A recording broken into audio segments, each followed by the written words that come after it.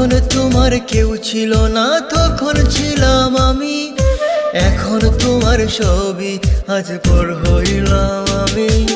যখন তোমার কেউ ছিল না তখন ছিলাম আমি, এখন তোমার ছবি আজ পর হইলাম আমি।